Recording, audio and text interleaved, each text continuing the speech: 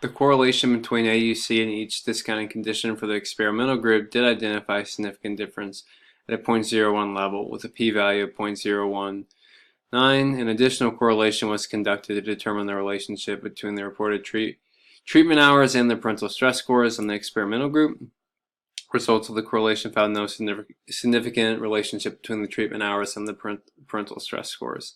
Again, this analysis may be limited by the small sample size. So moving on to the discussion. Okay. The first research question was asking whether participants displayed a bias against probable treatment outcomes. And overall, the results of the current study addressed such question by showing that the participants portrayed a bias against probable treatment outcomes that are consistent with prior research on probability discounting of other non-monetary commodities. Specifically, as the guaranteed amount of the symptom elimination decreased, participants chose increased odds against achieving complete elimination. For example, a treatment that guaranteed 90% symptom elimination was equivalent to a treatment that had an 85% chance to eliminate all symptoms. Likewise, a treatment that guaranteed a 50% symptom elimination was equivalent to a treatment that had only a 35% chance to reduce all symptoms. These findings may have important implications for parents and service providers alike. BCBAs might look to advocate for empirically based treatments that have high probabilities of success initially when working with clients to establish positive outcomes. Doing so may condition parents to pursue empirically supported treatments rather than pseudoscience alternatives that may overestimate their effectiveness, which ultimately may lead to more symptom reduction and reduce economic challenge for families and society as a whole. Moving on to the second research question, which was looking at whether the probability discounting measurement could be described by the hyperbolic discounting function. So with this, the hyperbolic model explained 97% of the variance within the non-group data set, as well as 99 and 97% for the experimental and control group respectively. So it was a very good fit for the data. Future studies should examine the relationship between sensitivity to probability and treatment choices, as additional findings may be helpful for BCBAs to maximize their clients' exposure to effective treatments while minimizing their resources spent on non-empirically supported alternative treatment options that are available in the same open economy. Okay.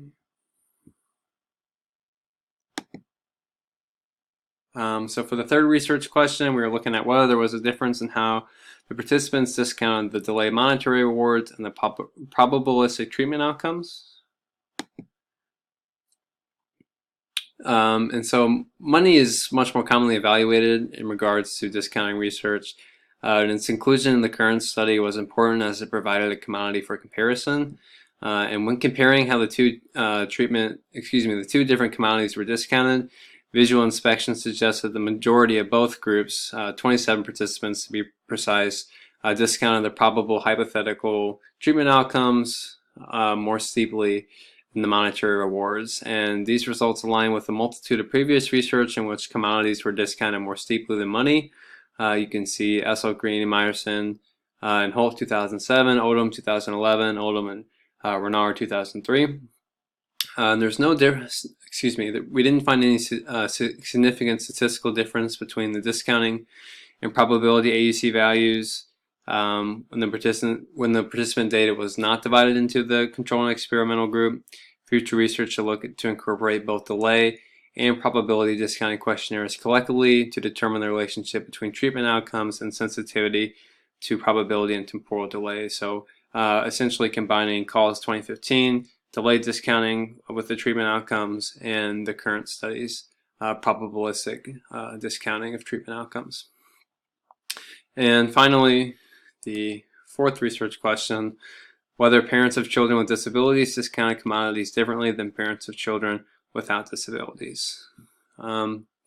So analyzing the participants within the control and experimental group provided insight into how parents with and without children with disabilities responded to the different discounting conditions. Visual inspection showed that the parents of children with disabilities discounted monetary rewards at a steeper rate but were less impulsive towards treatment outcomes. One explanation as to why participants in the experimental group are less impulsive towards treatment outcomes may be that they have a denser learning history of treatment outcomes than the control group. repetitive exposure to false advertising or ineffective treatments may impact the decision making in the future via operant conditioning, and thus may make them less impulsive towards guaranteed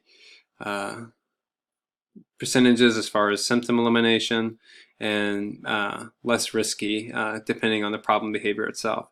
Another explanation may be that the participants in the control group discounted treatment outcomes more steeply because all participants within this group were not pursuing treatments at the time of the study, and therefore many of them were less likely to engage in authentic perspective taking.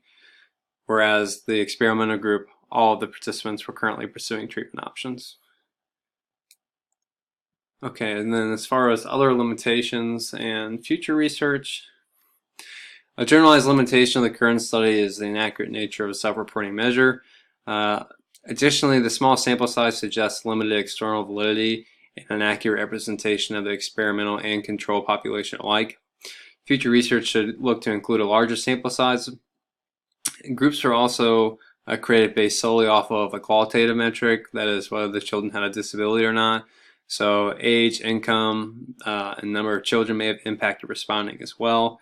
And future research may look to equivalize groups based on more than one metric.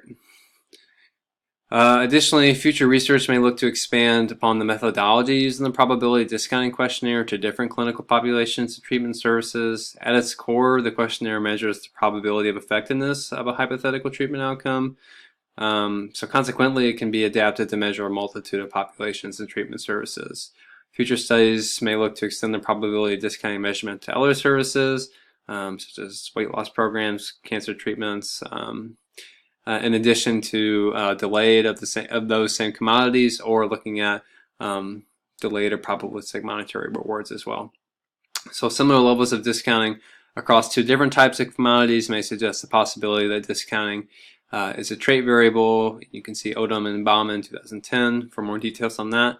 But future studies may also look to extend upon the current study by employing the probability discounting measurement with delayed discounting measurement of the same commodity, as I said previously, which would give more ground for the argument that probability discounting and delayed discounting are conjoined within the same process. And that concludes my thesis, you guys. Thank you for your time and all your help. Signing off.